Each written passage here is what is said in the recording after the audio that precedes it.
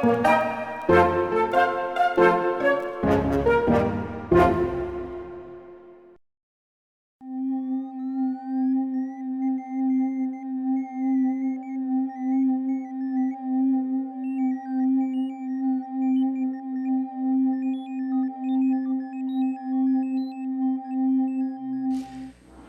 person whose life was profoundly impacted by the Paluxy fossil footprints became one of its most outspoken proponents.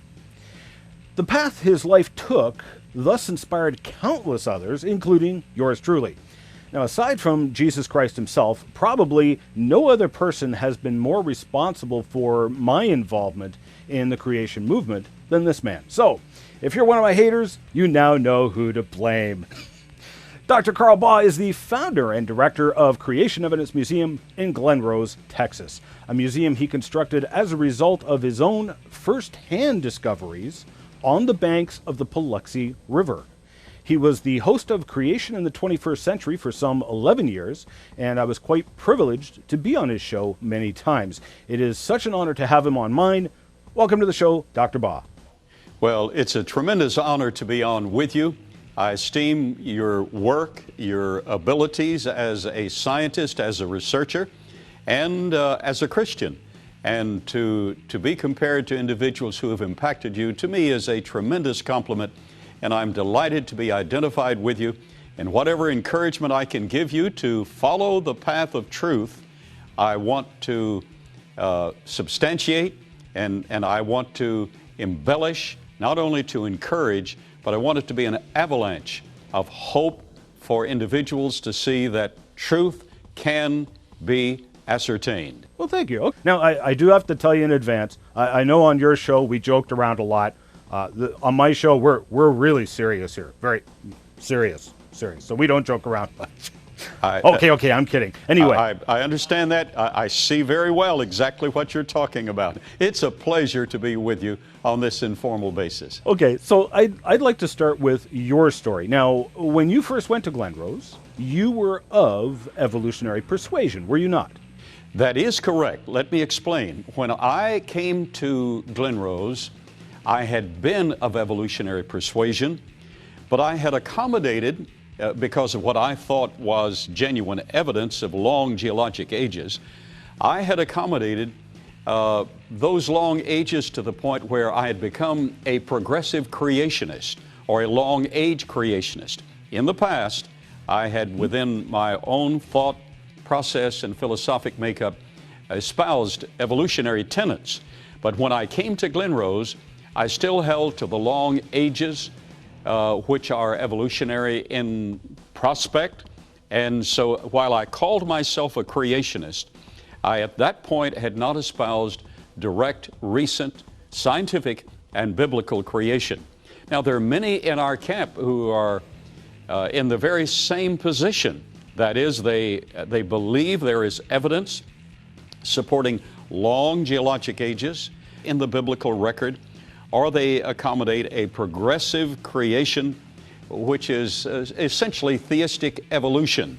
So that was my position when I came to the Biloxi River in Glen Rose, Texas in 1982. So now, what happened that year? Because you went there as part of your degree to do first-hand excavations of dinosaur tracks, but that was when, well, that's when the shocker came, was it not? Oh, you are exactly right.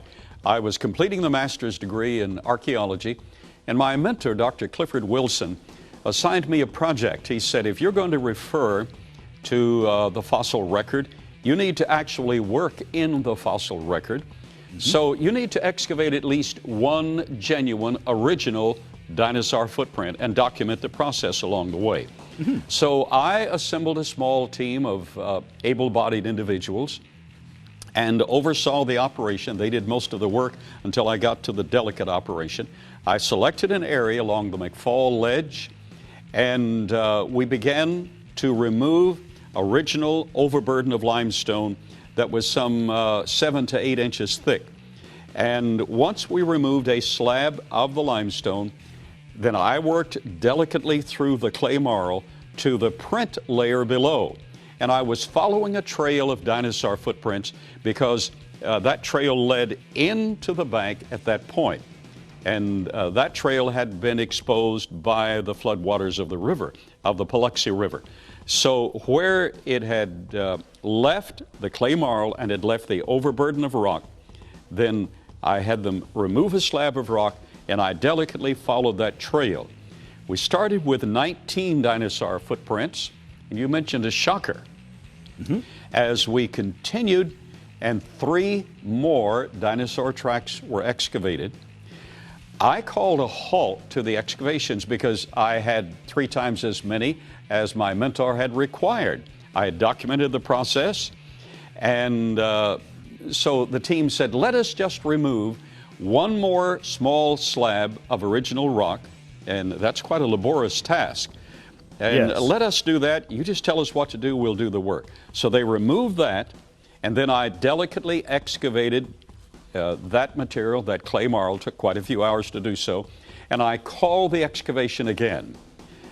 And amazingly, Charles Hiltebittle, one of my associates in this project, said, let me just dig under the ledge a bit.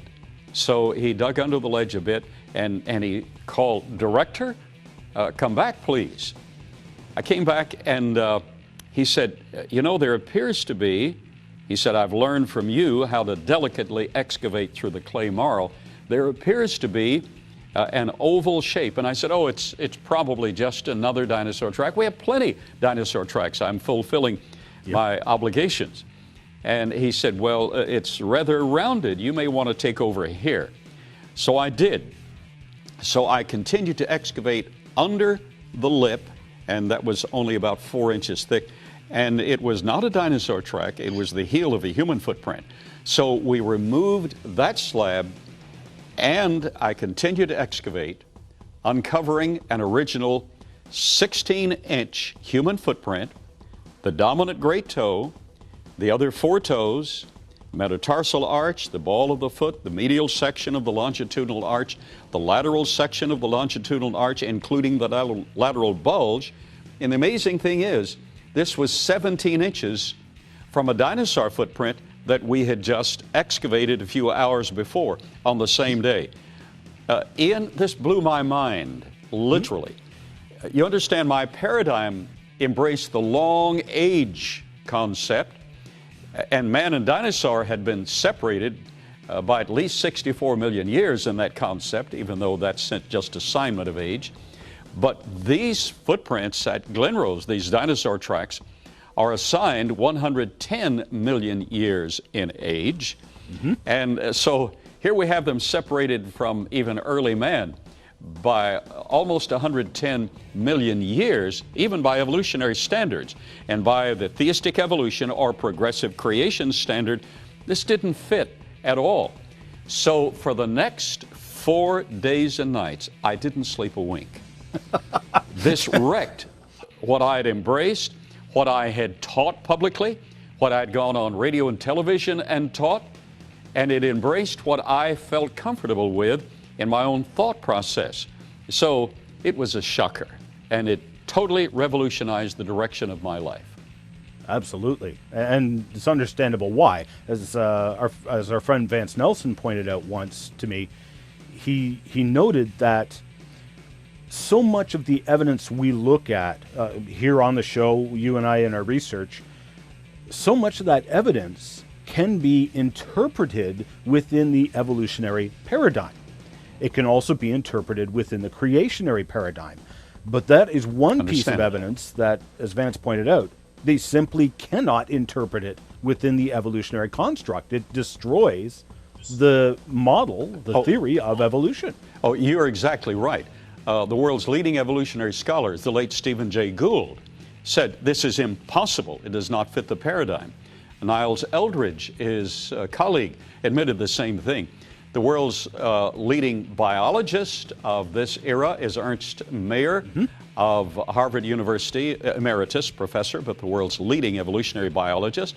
And he said, if you could really prove, he said in a debate with Dr. Duane Gish in Evanston, Indiana, if your friends along the Paluxy River could really prove that there were genuine human tracks and dinosaur tracks, genuine, on the same level, cohabiting at the same time, that would wipe out the entire theory of evolution.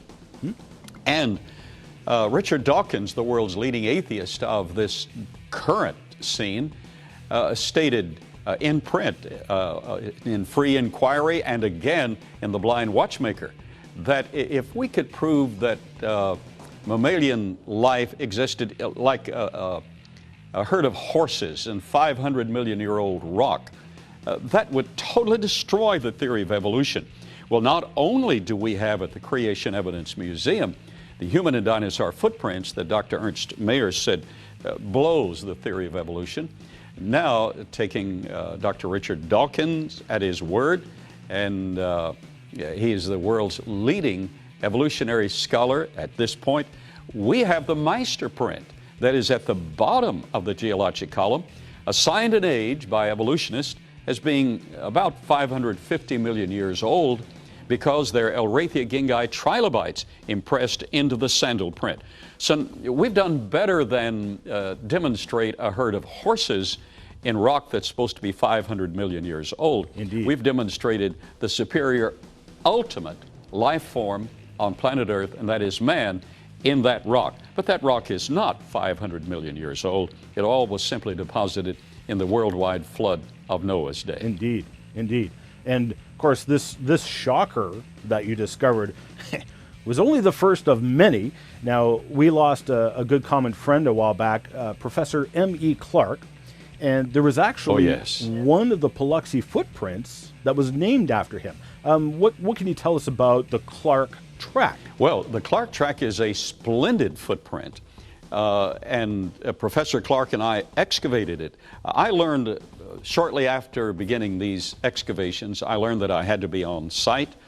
I had to move to the scene, and I learned that I always needed an associate with me, because the evolutionary community pointed back to the fact that during the Depression, genuine human footprints had been discovered among dinosaur tracks. So one local enterprising individual carved a few dinosaur tracks and a few human footprints, sold them to passersby during the Depression, and thus the evolutionary community had an out.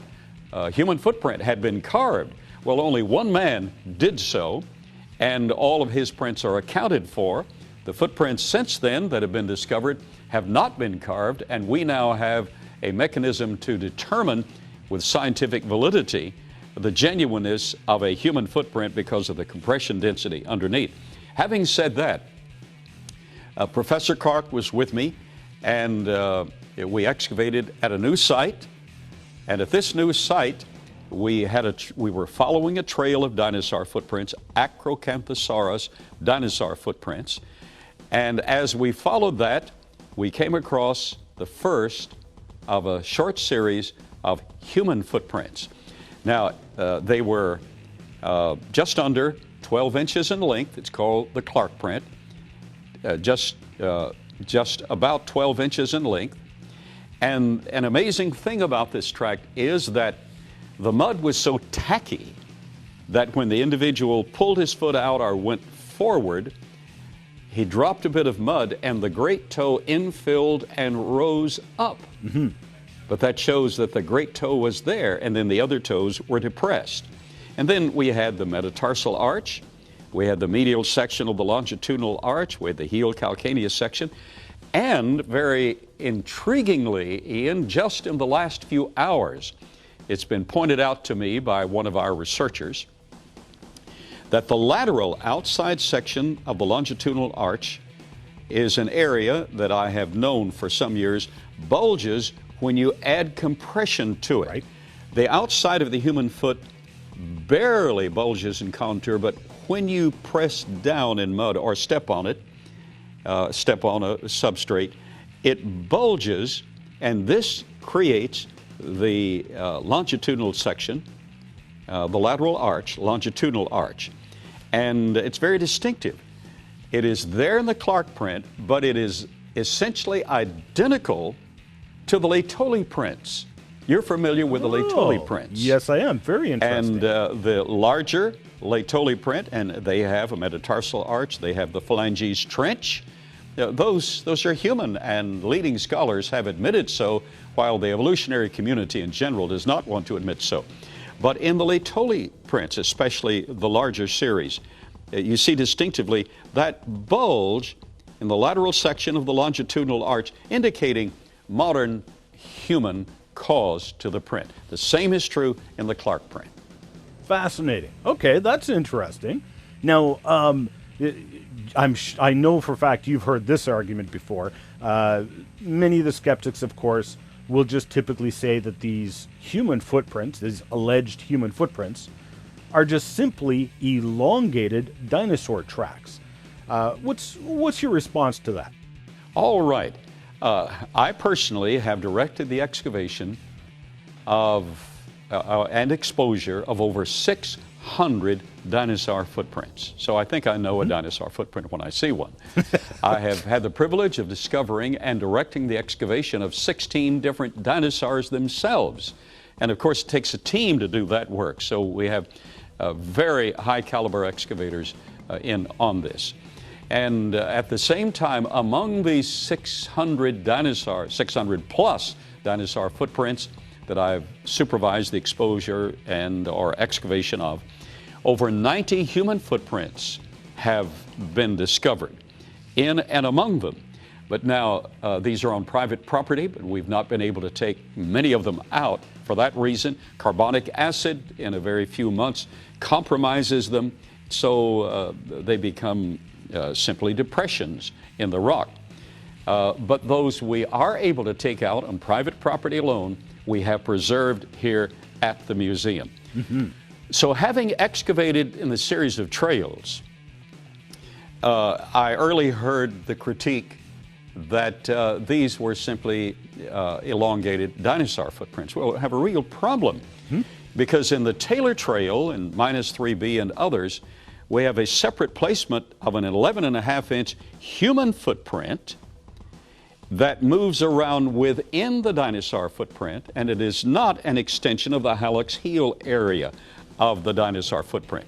Then we've excavated other trails, such as the Beverly Trail, that literally crosses the dinosaur trail, and that is impossible if these are elongate dinosaur footprints. Yes. And so that is really a very lame excuse for not wanting to accept the truth. And while admittedly, in the past, one individual did carve a few tracks, we have to live with that reality. We've never carved any tracks, and many of the footprints that we've excavated along the banks of the Biloxi on private property have been contaminated by carbonic acid and eroded in time.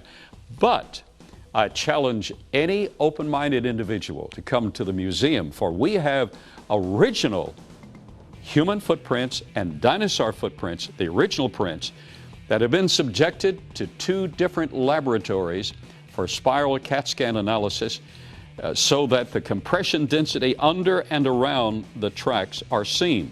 We've also taken one of the original carved footprints, carved by Mr. George Adams during the Depression, rediscovered recently. We took it to the same 2 laboratories. There was no compression density under that footprint whatsoever. So we know the difference between a carved footprint and a genuine footprint and can demonstrate. So for those watching your program, I would graciously, compassionately challenge any open-minded individual to come see the evidence here firsthand. Now, the footprints that we have on display are not simply splotches in rock. Yes. They're not just depressions in the limestone. They have the great toe, which is unique to mankind, the sensitive second toe, which makes a slightly deeper dip at the toe because it feeds more information neurologically to the brain than any other toe. And then we have the other 3 toes. These are very distinctive. We have the metatarsal arch and the 2 other arches, one along the ball of the foot. So we're not talking about nebulous data. We're talking about genuine data that any school child or any professor could not miss. Yes. Excellent points. Okay. Now, as on this program, of course, we get viewer feedback, viewer questions, and of course, we get the tough ones. Some viewers, actually several viewers, wrote in with a tough question. They say many creation ministries do not discuss the Paluxy footprints. And in fact, some even say not to use the Paluxy tracks. Now, I know what I say, but what is your response to this? All right, that is a very good point. That's a valid point. And actually, Ian, I don't disagree with them for this reason. Unless I have personally been involved or have seen the procedure firsthand in an area so important as this, it's the jugular vein. The leading evolutionists have admitted it most certainly is. That if we can prove that man and dinosaur lived contemporaneously with actual empirical evidence, if we can do that, the game is over. So it's that important. So I personally, with something so important, yet something with a checkered past, where at least one individual did carve a few tracks, I personally could not use such evidence unless I were there to observe and to participate in the procedure. So some of my very fine friends do not use this evidence. Some even advise against using this evidence, and I don't disagree with them because they have not participated. This, until I came to Glenrose, I didn't use I heard the reports of the Paluxy River and man and dinosaur living contemporaneously, but I didn't use that evidence. I came here and I was shocked to find that it was true. And by the way, anything worth counterfeiting will be counterfeited. Yes. You Good know, point. I don't see any $1 bills or $5 bills counterfeit running around being used in barter. I don't even see any $10 bills. In fact, I've never seen a counterfeit bill at all. But they start with 20s because it's worth the effort. So for an individual to carve a human track, it must be worth the effort. Actually, the brother of this individual had excavated some original human footprints in the bed of the Biloxi River, and it was not against the law to do so. So once again, to address the question, and it is a difficult question, it's very sensitive, I don't use evidence of this sort unless it is peer-reviewed, unless it is accepted in the journals, unless it has a procedure to its analysis. I don't use evidence such as this unless it has been peer-reviewed, is accepted in the journals, or unless I have personally been involved in the procedure and have seen it firsthand. So I'm not offended that good people, good creationists, do not use this information. I'm here to shoulder the responsibility. Yeah. And if that's all I ever do in a lifetime, Okay. I gladly shoulder this responsibility. I have personally excavated genuine dinosaur footprints. I have personally excavated genuine human footprints among them. And we have on premise, under security, in fact, we're at the museum right now and we're being photographed not only by our cameras and feeding it to you, we're being photographed by our security system 24/7. Yep. And it works. I've triggered it a couple of times. It works very, very well. So we have genuine evidence from the Meister print at the bottom of the geologic column all the way the human finger and through the cup and coal, etc., the hammer that was found in early Cretaceous rock. All of these things we have in place, and they cannot be successfully controverted. I use the material because I have been involved, and I've taken that where I was not involved originally to bona fide, credentialed, certified laboratories. I've had it objectively analyzed. I did not use it until it was objectively analyzed and certified. So again, I'm not offended that even my friends, some of my friends may not want to use the information. Some of my colleagues may advise against using it. That's fine because they have not personally been involved in excavating original human footprints with us. I think it's a fair question. Okay. And I appreciate your asking. Okay, thank you so much. Well, okay, and thank you so much for being on the show today and sharing both your story and the lessons you've learned. I know the viewers will really appreciate this, so thank you from all of us. Thank you, General. I would highly, highly recommend visiting Creation Evidence Museum in person if you can. where you can see much of the evidence we discussed firsthand. The Creation Evidence Museum is also producing regular webcasts every week now, and you can watch those videos as well as get further information on the museum at their website, creationevidence.org. David Lyons was the technical producer for this interview, and we thank him for this. This interview was edited for television. However, you can catch the entire interview on our YouTube channel. Just head on over to genesisweek.com. Stick around. We'll be right back after this short break.